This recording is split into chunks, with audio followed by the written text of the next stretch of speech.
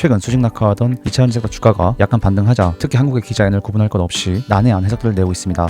따라서 오늘 영상에서는 독자분들께서 데이터를 근거로 중심을 잡으실 수 있게 정확하고 객관적인 통계 그리고 산업의 현실을 추측이 아닌 실제 숫자를 기반으로 말씀드리겠습니다. 또한 물론 수많은 대형 채널에서 말하는 바와 같이 몇 달 뒤로 쭉쭉 오르면 너무 좋겠으나 2차전지는 애초에 그렇게 투자할 섹터가 아니기도 하여 이에 대한 문제의식도 포함합니다. 그렇다면 바로 시작하겠습니다. 많은 분들께서 주가가 약간 올랐다 한들 여전히 한국 배터리 기업들의 점유율에 대해서 제가 슬라이드에 표시한 바와 같이 생각하실지도 모르겠습니다. 중국 배터리 점유율은 해가 지날수록 증가하고 있으며 한국 배터리 기업들의 점유율은 점진적으로 쇠퇴하는 듯 보이는 잘못된 통계가 유독 우리나라에서 지배적입니다. 하지만 그들만의 리그인 중국 내수시장을 제외한 비중국 글로벌 통계를 하나하나 뜯어서 보면 실제 데이터는 전혀 다릅니다. 심지어 한국의 셀메이커 업체들은 당장 현재는 전기차용 배터리보다 ESS 배터리 시장에 사활을 걸고 있음에도 즉 100% 힘을 주고 있지 않은데도 불구하고 글로벌 EV 배터리 사용량에서도 중국에 전혀 밀리지 않는 모습을 보이고 있습니다. 우측의 통계를 산출한 상세한 표는 잠시 후에 보여드리겠지만 썸네일에도 표시한 바와 같이 우리나라 배터리 업체들은 7월, 8월 중국을 매우 빠르게 따라잡고 있습니다. 물론 10월달 사용량이 선 반영됨에 따라 감소할 수도 있습니다. 그러나 핵심은 7, 8월 두 달 동안 분명 우리나라 배터리 업체들이 선전했다는 것입니다. 그럼에도 불구하고 이 사실은 누구도 관심이 없으며 ESS는 우리 업체들이 반짝하는 정도이고 단순히 전기차 배터리만큼은 중국이 최고라는 분위기가 여전히 한국에서 지배적이라는 사실은 문제입니다. 이러한 통계의 함정은 이 산업을 잘 모르는 사람이라면 빠지기 쉽습니다. 중국 공산당에 의해 철저히 통제받으며 자국 기업들이 압도적으로 유리한 중국 내수시장을 유럽과 미국과 같은 자유경쟁 체제 시장과 동일하게 볼 수는 없습니다. 중국 데이터의 왜곡 문제를 해결하기 위해 이번에 저는 클린테크니까 자료를 하나하나 모델별로 전부 구분하여 중국과 중국의 시장에서 2025년 1월부터 8월까지 각각 중국 브랜드 전기차가 얼마나 팔렸는지를 조사했습니다. 따라서 중국 내수 데이터가 엄청난 착시를 일으키고 있다는 사실을 확인하였습니다. 물론 유럽 소비자들의 저가형 전기차 선호 기조가 당분간 더 이어질 수도 있겠으나 현재 BYD 돌핀을 제외하고는 중국 전기차가 그렇게 전 세계에서 히트를 치고 있다고 해석할 수는 없는 것입니다. 다만 완성 전기차는 몰라도 중국산 배터리는 어느 정도 사용량이 있는데 이 데이터를 보겠습니다. 이 자료 역시 제가 연초부터 SN 리서치 데이터를 전부 하나하나 잘라서 그 추이를 알 수 있도록 구분한 통계입니다. 오리지널 자료는 흐름을 파악할 수 없도록 통계를 뭉개 놓았는데 전체 숫자급으로 하나하나 끊어서 살펴보니 월별 흐름을 명료하게 파악할 수 있었습니다. 이러면 썸네일에도 표시한 바와 같이 한국 기자들의 헛소리를 매우 효과적으로 걸러낼 수 있습니다. 물론 중국이 폭스바겐, 스코다 저가형 차종에 배터리를 공급하고 있으며 이것이 지금 시점에서 실제 어느 정도 먹혀 들어가고 있다는 것은 사실입니다.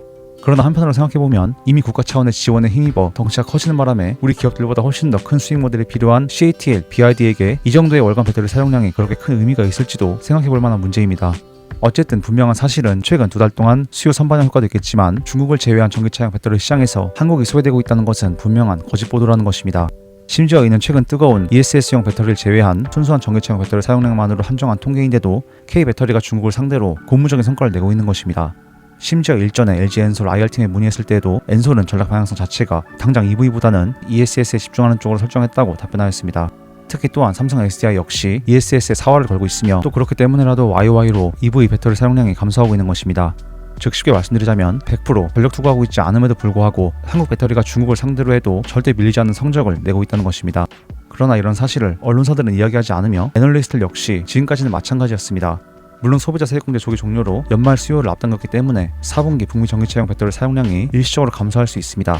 심지어 이 여파는 4분기 이후에도 좀 더 이어질 수도 있지만 그만큼 당초 EV 예상치와의 간극을 메워주는 ESS향 물량이 있기 때문에 앞으로의 업황을 부정적으로만 전망할 수는 없고 지금 당장도 꽤나 괜찮습니다. 그렇다면 이어서 실제 데이터와 전체적인 2차전지 산업의 주가 흐름을 함께 살펴보겠습니다. 개별주보다도 전체적인 섹터 주가 흐름으로 비교해보기 위해 2차전지 산업 ETF 주가를 기준으로 보겠습니다. 표시한 가격은 각기 월초의 ETF 주가인데 이 자체를 놓고 보면 지금까지 부진한 한국 2차전지 주가 흐름이 합리화되는 것처럼 보이기도 합니다. 그러나 이는 EV향 데이터이기 때문에 시장의 범위를 ESS 없이 EV만으로 한정할 경우에는 그렇습니다. 아시다시피 현재 2차전지 섹터가 주목을 받는 이유는 ESS 시장 수요 때문이고 앞서 중국의 선례를 볼 때 한국도 단계적 상승의 근거가 충분합니다. 중국의 경우 3년 동안 50조 규모의 지원을 통한 ESS 시장 확장 계획을 발표하였고 이후 주가는 이차 함수 그래프와 같이 가파르게 상승하였습니다. 차이나 2차전지 ETF 시작점이 6,000원 수준이라 한국 2차전지와 비교하기 쉽게 가격대를 동일 시작점으로 보정하면 다음과 같습니다. 즉 한국 배터리 업체들이 북미 ESS 시장 독점에 따른 기대감에 상승할 경우 그러니까 많은 분들께서 궁금해하시는 2차전지 대세 상승장이 끝날 이유를 찾는다고 할 때 중국과 유사한 패턴을 보인다고 한다면 이 상승의 끝은 아직 아닐 수도 있다는 것입니다. 그렇게 본다면 아직도 단기적으로 현재 주가 수준에서 3분의 1가량 더 성장 여력이 있는 상황이지만 이러한 단기 흐름은 그 누구도 알 수 없습니다. 중국 배터리 기업들과 달리 한국 배터리 기업들의 주가는 그간 계속 하방으로 진입하다는 점이 다르고 그러한 점은 더 큰 주가 상승을 합리화시키는 트리거가 될 수 있습니다. 현재 상황에서 차트의 형태를 근거로 트레이딩을 걸어보는 것도 방법이 될 수 있겠습니다만 중요한 점은 이번 상승장에서 그 전과 다른 뭔가 새로운 것이 전혀 없다는 것입니다. 즉 발생한 호재에 의해 주가가 후행하여 상승하는 형태가 아닙니다. 하루아침에 갑자기 손바닥 뒤집듯 변한 것은 여의도 애널들과 기관들의 태도입니다. 그렇기 때문에 이를 근거로 순환매 형식의 국장에서 2차전 차례가 와서 단기적으로 주가가 상승했다고 하더라도 가치를 보는 투자 관점에서는 그간 하락장에 견디는 것과 동일하게 뭔가 전략을 바꿀 이유는 없는 것입니다. LG엔솔의 실적 흐름이 단기적 주가에 있어 꽤 중요했기 때문에 또 실적 발표 때마다 굉장히 많은 노이즈들이 있어왔기에 엔솔 실적과 함께 살펴보겠습니다. 사실 굳이 제가 말씀드리지 않더라도 북미 ESS 시장에서 안보 위협의 문제 혹은 배터리가 가진 전략물자로서의 입지 등으로 중국 배터리가 축출됨에 따라 한국 업체들이 그에 따른 수혜를 입을 것이라는 사실은 이미 CATL이 군사기업으로 지정되던 1월에 누구나 예상할 수 있었습니다. 중국 업체들 제외하면 현재 북미에 필요한 ESS형 배터리를 공급할 수 있는 기술력과 양산 능력을 보유한 업체는 한국 기업들이 유일하기 때문입니다. 심지어 ESS 시장이 중국 배터리 축출에 따라 공급이 부족하여 역성장한다는 놀라운 전망이 나오기까지 했는데 북미 ESS 시장의 중요성은 이미 한참 전부터 2차전지를 추적한 모든 독자님들께서 알고 계셨을 것입니다. 그럼에도 불구하고 여의도에 있는 수많은 애널리스트들과 자칭 전문가들은 AMPC 보조금은 빼는 셈법을 계속 사용하며 어차피 조만간 있을 소비자 세액공제 조기 종료를 근거로 북미에 투자한 한국 배터리 기업들의 몰락을 호언장담하였습니다. 그런데 갑자기 3분기 실적 발표 이후 이 대단한 전문가들의 스탠스가 급격히 변화했고 기관들의 수급이 집중되고 있습니다. 사후적인 이유에 붙이기 나름이지만 어쨌든 1월달과 비교할 때 뭔가 변한 것은 전혀 없다는 것이 사실입니다. 물론 과거 진성준이 일으킨 대주주 양도세 이슈와 이를 받은 대통령실이 시간을 질질 끌며 리튬판가 폭등을 비롯한 2차전 섹터 격포지의 모멘텀을 전부 흩어버린 이후에 또 다시 수급이 몰렸기에 더욱 힘이 강하게 실렸는지도 모르겠습니다. 하지만 불과 몇 달 만에 분위기를 전환할 만큼 크게 바뀐 것은 없습니다. 굳이 따지자면 정부가 국내 배터리 생태계를 박살내면서까지 무관세로 받아들이려고 했던 중국산 소재를 오히려 중국에서 수출 규제를 하겠다는 것이 윤석 선생님 말씀처럼 중요한 이슈입니다. 그러나 리튬 판가의 반등을 비롯한 그 많은 호재에도 반응하지 않던 2차전 섹터가 갑자기 급격히 가까울리 듯 상승한다는 것은 그야말로 순환매가 도는 것이고 그렇기 때문에 장기적 안목에서 투자하시는 독자분들께서는 멘탈 관리에 있어서도 주의하실 필요가 있어 보입니다. 사상 최대 전기차 판매 실적이란 로모션 데이터, 리튬 판가 동향, ESS 시장 전망 모두 아무리 부러지셔도 평상시에는 전혀 거들떠도 안 보던 데이터들인데 갑자기 기관, 애널들이 주목하고 있습니다. 이 태도의 변화가 불과 한 달도 안 되어 일어난 것입니다. 따라서 당장 계좌의 평가 금액이 늘어나는 것은 물론 기분이 좋을 수 있지만 지금 내 계좌에 찍히는 돈들이 내 돈이 아니라고 생각하며 장기 투자하시는 것이 전략적으로 길게 끌고 갈 수 있다는 점에서 현명하다는 생각입니다. 크게 기뻐하면 반대로 뺄 경우 크게 실망하는 법입니다.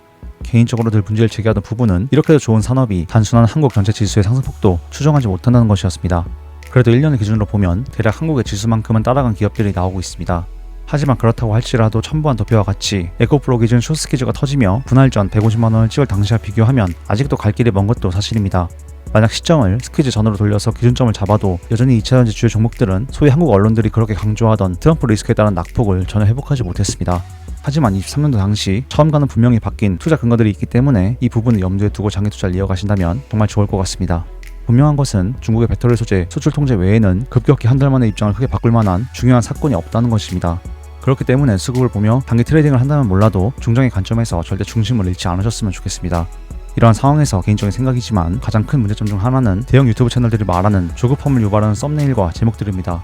상상도 못한다, 대역전극, 캐즘 돌파, 지금 꼭 사야, 상승장에서 소외되지 않는다는 등의 조회수를 끌어들이는 축제 분위기에 휩쓸려 평정심을 잃고 추후에도 감정적인 선택을 하지는 않으셨으면 좋겠습니다. 따라서 오늘의 내용을 결론적으로 정리해보겠습니다. 산업 분석에 있어 가장 중요한 것은 통계 해석인데 엉터리 셈법이 여전히 지배적으로 통용되고 있어 이것은 분명한 문제입니다.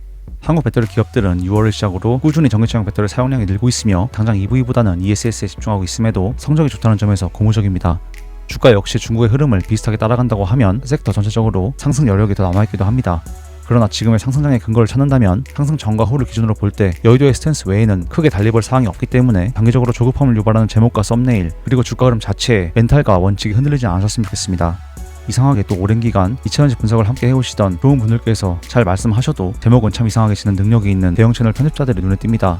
지금 평가 손익에 찍히는 돈은 트레이더가 아닌 장기 투자가라고 한다면 내 돈이 아니라고 생각해야 월스트리트 투자의 대가들의 지혜를 잘 실천하시는 데 도움이 될 것 같습니다. 2차전지를 처음 투자하시는 분들이면 몰라도 계속 끌고 오신 분들께서는 이렇게 큰 거래량을 동반한 상승장이 참으로 오래간만이라 많이 혼란스러우실지 않을까 싶습니다. 그러나 어떤 상황에서도 침착함을 지키신다면 최선의 탁월한 판단을 내리실 수 있으리라 확신합니다. 앞으로도 저는 그러한 관점에서 꾸준히 산업과 경제 동향 등을 파악하도록 하겠습니다. 그렇다면 이번 영상은 이 정도에서 마무리하며 구독과 좋아요 한 번씩 눌러주시면 앞으로도 이러한 제 최신 공부 자료들을 가장 빠르게 받아볼 수 있습니다. 다양한 분야에 대해 최선의 자료를 전달드리는 컨텐츠 제작자가 되도록 하겠습니다. 날씨가 추워지는데 독자분들 항상 건강 조심하시고 오늘도 행복한 하루 보내시기 바라겠습니다. 감사합니다.